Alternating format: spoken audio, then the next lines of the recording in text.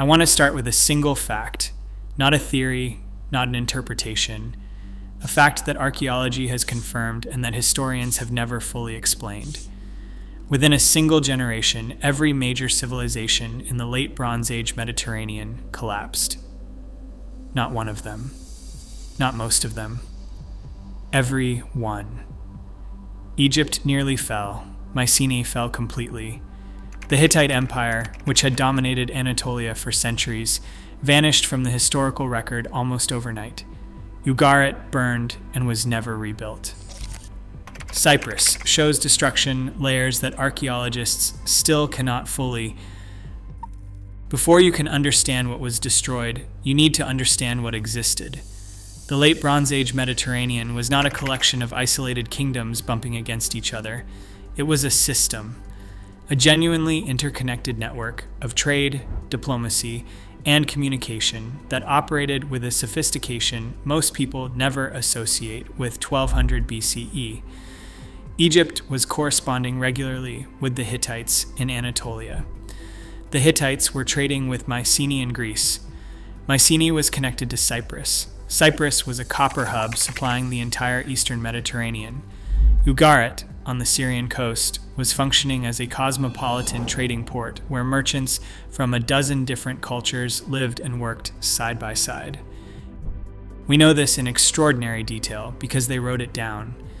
The Amarna letters, a collection of clay tablets discovered in Egypt in the 1880s, preserve the actual diplomatic correspondence between the Egyptian pharaohs and the rulers of Hatti, Babylon, Assyria, and the Aegean kingdoms. These are not myths. These are administrative records. Kings addressing each other as brothers, requesting gold, negotiating marriages, complaining about late shipments. This was a world that had taken centuries to build. Complex, literate, economically interdependent, politically entangled in ways that created both stability and mutual vulnerability. It was, by any reasonable measure, the most advanced international system the ancient world had yet produced, and it was gone within a generation. The closest thing we have to a first-hand account comes from stone. At Medinet Habu, on the west bank of the Nile near Luxor, Ramesses III had his military campaigns carved into the walls of his mortuary temple. The inscriptions are still there. They are among the most detailed military records to survive from the ancient world. And they describe, in terms that are administrative rather than mythological, a confederacy of peoples arriving from the sea in the early 12th century BCE. Ramesses names them: the Peleset, the Checker, the Shekelesh, the Denyen, the Weshesh. 5 named groups operating as a coordinated force, moving simultaneously by land and by sea, striking across the eastern Mediterranean with what the inscriptions describe as devastating effect. The language Ramesses uses is precise, and it is striking. No land stood before them. That is not poetic exaggeration. That is an administrative register of what had already happened before they reached Egypt. He is not describing a raid. He is describing an aftermath. And here is where the record does something strange. For all the detail Ramesses provides about the destruction these groups caused, about the battles fought, the victories claimed, the prisoners taken, he provides almost nothing about where they came from. The texts tell us what the Sea Peoples did. They do not tell us who they were. They do not tell us where they started. That silence is where this investigation begins. The scale of what happened is difficult to absorb in the abstract, so I want to walk through it site by site. Ugarit, one of the most prosperous trading cities in the ancient world, sitting on the Syrian coast at the intersection of every major Mediterranean trade route. Around 1185 BCE it burns. The destruction layer is visible in the archaeology. What makes Ugarit different from other destroyed cities is what was found inside it.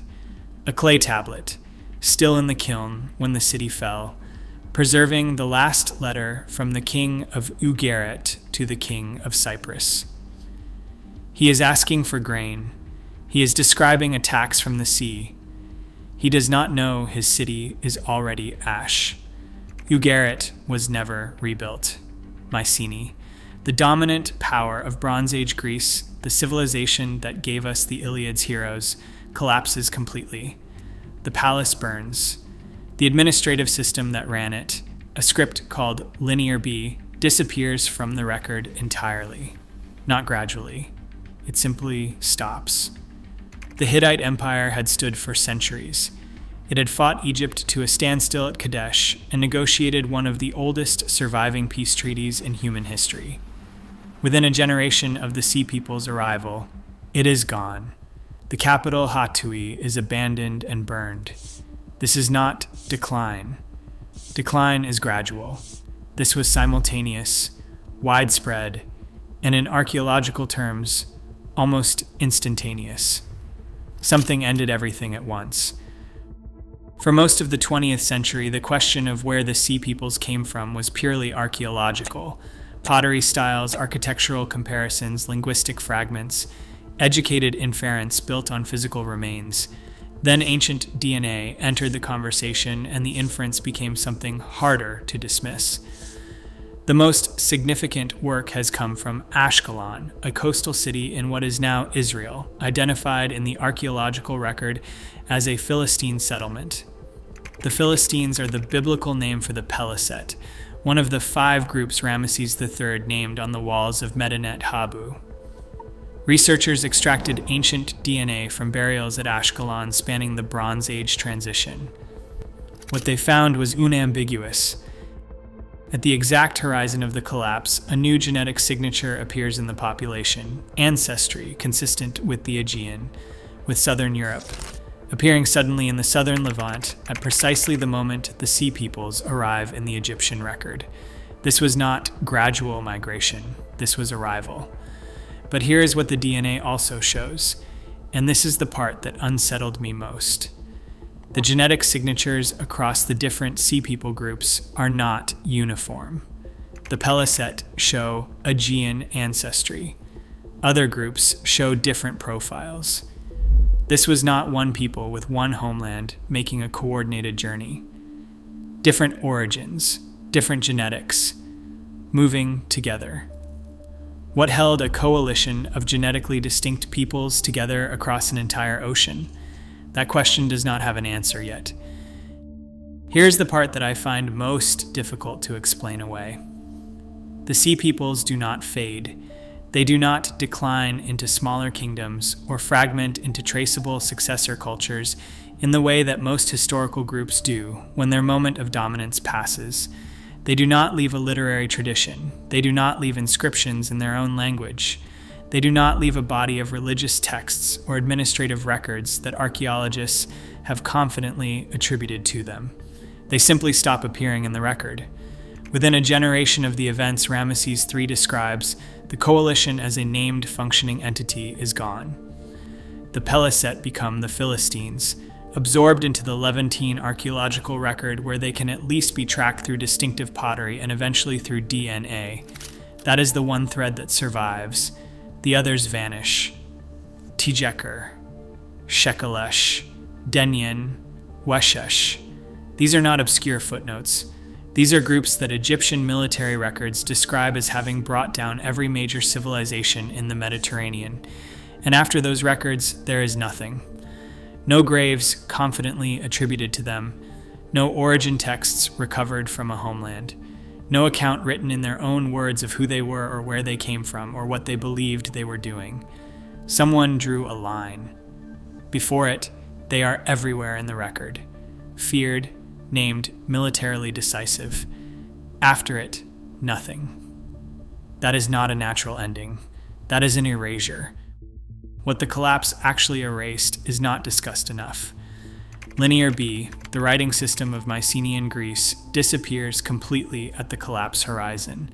Not evolves, not transitions into something simpler. Disappears. Greece enters a period archaeologists call the Dark Ages, several centuries during which literacy effectively ceases. The administrative infrastructure that had connected palace economies across the Aegean is gone and does not return in recognizable form for roughly 400 years. The long-distance trade networks that had carried copper from Cyprus, tin from Anatolia, grain from Egypt, and luxury goods across the entire Mediterranean simply stop functioning. The archaeological record shows it clearly. The volume of goods moving between regions drops to a fraction of what it had been within a single generation. A civilizational operating system was switched off. But here is what the Egyptian records also show, and this is the detail that complicates the straightforward destruction narrative. Ramesses III did not simply defeat the sea peoples and expel them. He resettled some of them. He employed them as garrison troops. He integrated portions of the confederacy into Egyptian military and administrative structures. These were not treated purely as enemies. Some were absorbed. Which means the question the DNA and the archaeology are now forcing into view is more uncomfortable than it first appears. Were the sea peoples the cause of the collapse? Or were they refugees from something larger, something earlier, something that the record has not yet fully shown us? Return to where we started. Every major civilization in the late Bronze Age Mediterranean, gone within a single generation. DNA has now confirmed what archaeology suggested. At least one group within the Sea Peoples Coalition carried Aegean ancestry, arriving in the Levant at precisely the collapse horizon. That is no longer inference. That is in the genetic record. But DNA has not explained the coalition. It has not explained the coordination. It has not explained the disappearance. Ramesses III carved his victory into stone at Medinet Habu. The walls are still standing. The inscriptions are still legible. He recorded what they did, but not who they were. The Sea Peoples left nothing behind in their own words. No origin, no motive, no ending they chose to preserve. Whatever they knew about themselves went with them. And that silence, after everything they destroyed, is the part that stays with me.